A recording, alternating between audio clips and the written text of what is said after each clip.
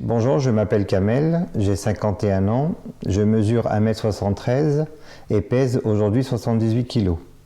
J'ai été opéré en mars 2016 de la technique du Dr Le Goff et donc 6 ans après, j'ai perdu 48 kg.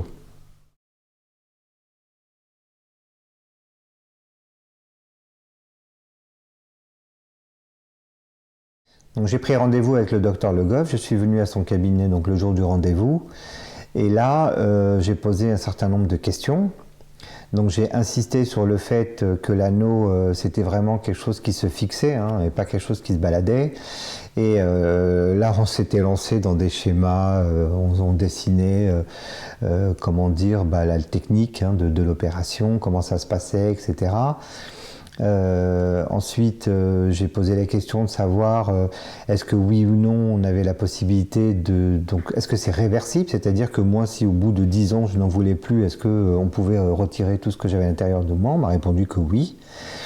On peut aussi tomber malade pour différentes raisons, perdre du poids pour différentes raisons. Donc j'ai dit, est-ce qu'il est possible de desserrer pour pouvoir reprendre du poids? Il m'a dit que oui. Mais oui, oui avec des exemples. Je veux dire, il m'a pas dit oui comme ça. Il y a eu des schémas, il m'a montré d'autres vidéos que je n'avais pas vues, etc. Donc oui, tout portait à croire et tout me confortait sur le fait que tout était réversible et j'ai donc pas réfléchi et j'ai dit ok, on se lance pour l'opération.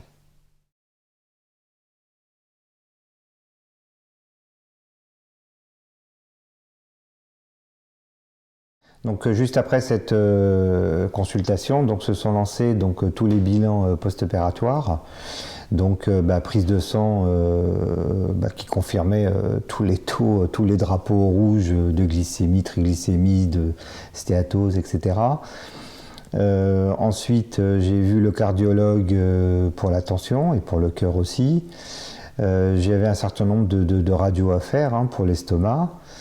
J'ai vu ensuite le docteur Ponce, qui est le psychiatre psychologue, où là, c'est une longue consultation, parce qu'il vérifie vraiment que on est prêt à se faire opérer, que c'est pas quelque chose de penser comme ça de côté. Non, non, c'est vraiment une réflexion qui a été mûrie, qui a été décidée. Est-ce qu'on est prêt après l'opération à pouvoir suivre ce régime et puis accepter donc cette opération, etc. Donc ça a été vraiment très très enrichissant, moi je trouve, cet échange, ce dialogue avec ce psychologue, très compétent, franchement très compétent.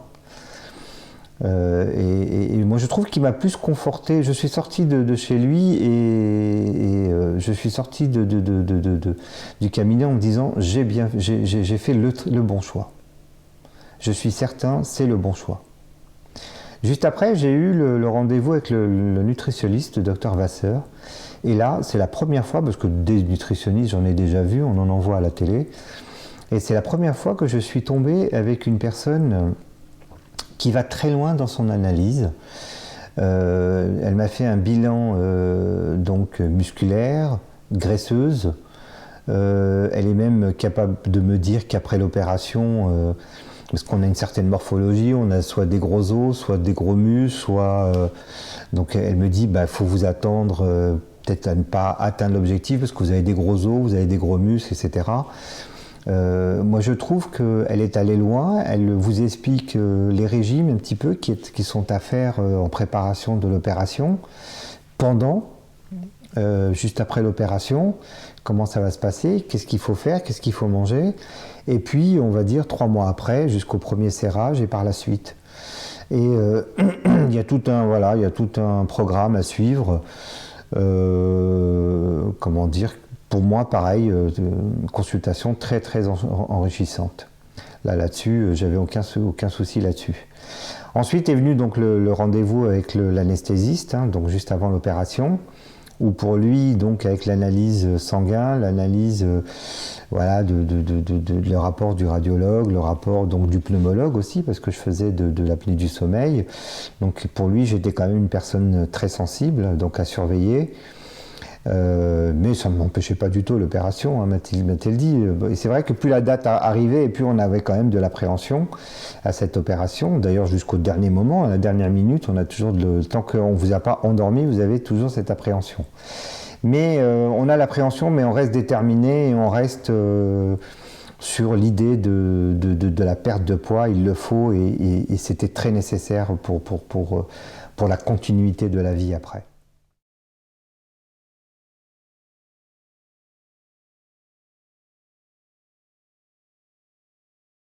Alors l'opération c'était un vendredi, le 16 mars 2016. C'était aux alentours de 15 heures, je me souviens encore de l'heure de l'opération. Et le réveil s'est fait aux alentours de 20 heures. Bon, c'est vrai que bon, après une anesthésie, on est un peu, on se demande où on est, ce qu'on fait là. J'ai eu tout de suite des antalgies, donc très franchement pas de douleur. Et ce qui est curieux, en tout cas pour ma part, c'est que j'ai senti tout de suite une satiété. J'avais pas du tout faim. Bon, vous me direz, c'est peut-être aussi l'opération qui fait ça. Et on a aussi les gaz de l'anesthésie. Je suis resté un quart d'heure, 20 minutes au niveau de la salle de réveil. On m'a conduit ensuite tout de suite dans ma chambre. Donc là, on est venu, donc les infirmières sont venues me voir. On a fait en sorte d'avoir comment dire, les antalgies qui vont bien pour pouvoir bien dormir. Bon, c'est vrai que c'est assez impressionnant après l'opération parce que, bon, ce qu'il faut dire, c'est que dans mon cas, j'avais une apnée de sommeil, donc je suis allé dans le service, comment dire, des personnes à risque, donc j'avais tension, j'avais l'appareil de tension à mes côtés, j'avais ce qu'on vous met les électrodes là pour le cœur. J'ai gardé ça, enfin toute la nuit quoi. Donc bon, ce qui est normal du fait de l'apnée du sommeil. Mais en termes de douleur, non, j'en ai pas eu. Bon, après une opération, c'est normal, hein, on a des petites cicatrices parce qu'on a passé l'anneau, on a le boîtier sur le côté, donc il a fallu aussi ouvrir sur le côté pour pouvoir mettre le boîtier. Donc après, c'est comme quand on se coupe avec un couteau, quoi. On a toujours, voilà, cette douleur-là au niveau de la cicatrice qui se cicatrise, quoi, quelque part.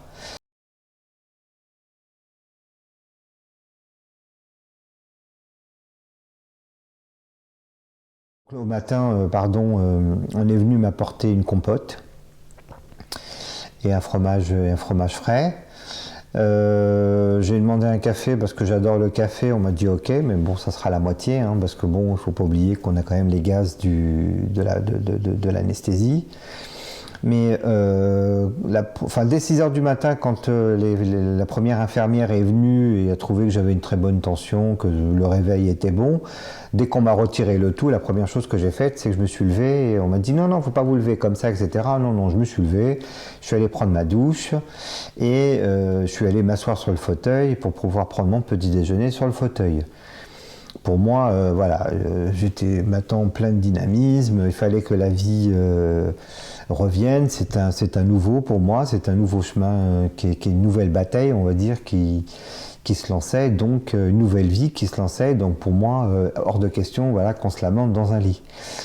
Après, bon, j'ai eu les visites de mon épouse, des enfants, de mes parents, de la famille, frères et sœurs, neveux et nièces qui sont venus me voir. Donc la journée est passée très vite. On venait de temps en temps m'apporter des antalgiques pour les douleurs, mais très franchement, on n'en a pas plus que ça. Hein. Moi, j'ai ressenti ça comme une dent qu'on arrache. Hein. Et donc de nouveau, la nuit de samedi, passé à l'hôpital et je suis sorti dès le dimanche matin. Et dès que je suis rentré à la maison, on m'a demandé donc pour la première semaine de manger fromage frais, fromage blanc, compote et bouillie pour la première semaine. Vraiment petite soupe ou vraiment de la bouillie pour la première semaine et pas autre chose. Et très franchement, on n'a pas faim. Comme je vous disais, on n'a pas faim. Donc effectivement, je mangeais beaucoup de... Bon, c'était... il faisait un peu chaud, je me souviens, là, en mars, au printemps. Et c'était beaucoup de compote. Comme j'aime ça, c'était vraiment beaucoup de la compote. Et ça a été comme ça pendant 3 mois jusqu'à ce que... Enfin non, pardon, à une semaine après l'opération, j'ai vu le docteur Le Goff pour donc la visite donc après l'opération, hein, pour voir un peu les cicatrices. On avait le passage, oui, excusez-moi, entre l'opération et le rendez-vous une semaine après chez le docteur Le Goff. On a le passage de l'infirmière, hein, pour les cicatrices. Pour nettoyer, etc. On peut le faire soi-même, mais bon, là, pour le coup, c'était une infirmière qui venait à la maison. Mais systématiquement que l'infirmière venait me voir, moi, comme je suis quelqu'un de très actif, le ménage était fait. À chaque fois qu'elle venait, elle me disait bah, ça sent la javel chez vous. Parce que voilà, pour moi, c'est pas parce que j'avais fait une opération qu'il fallait se lamenter. Pas du tout, au contraire, j'étais à 100% dans tout ce que je faisais, quoi. Donc une semaine après, j'ai été voir donc, le docteur Le Goff, je me suis pesé, j'ai vu que j'avais déjà perdu 3 kilos. Donc m'a dit, donc voilà, il a consulté, il a vérifié que les cicatrices voilà, se cicatrisaient comme il faut. Donc il m'a dit on se revoit donc dans 3 mois, au mois de juin, pour le premier serrage. Donc entre le rendez-vous et le premier serrage, donc j'avais suivi là par contre le programme de la nutritionniste qui vous dit voilà les 15 premiers jours après l'opération, on y va progressivement. Voilà, c'est de la bouillie la première semaine, la deuxième semaine on peut commencer à voilà, prendre de la purée de temps en temps, la troisième semaine on peut prendre de la viande hachée, pas trop cuite. Voilà, faudrait qu'elle reste tendre. On peut commencer des légumes, hein, tels que haricots verts, tels que voilà, carottes cuites, tels que brocolis, et jusqu'à ce qu'au bout d'un mois, on puisse manger normalement, quoi. Après, très franchement, moi, j'avais jamais faim, quoi. Je mangeais parce qu'il fallait manger, parce que sans ça, on pouvait tomber en anémie, donc il fallait quand même manger. Mais j'avais pas faim, quoi. J'avais pas faim. Voilà, je mangeais. Je passais à table avec mes enfants et ma femme parce que c'est quand même le moment de convivialité et de communication. Donc, je faisais mon plat à moi et je mangeais même ce que les autres préparaient, quoi. Mais voilà, en petite dose, quoi. On évite satiété. Et jusqu'au premier rendez-vous, donc au mois de juin, où j'ai vu le docteur Le Goff. Et là, j'ai demandé le serrage tout de suite. Je voulais pas le faire progressivement. Là, j'ai demandé à ce qu'on serre rapidement parce que moi, mon objectif, c'était de me débarrasser de l'appareil de l'apnée du sommeil. Donc déjà là, au mois de juin, quand je suis allé le voir, j'étais déjà à 9 kilos. C'est pour vous dire.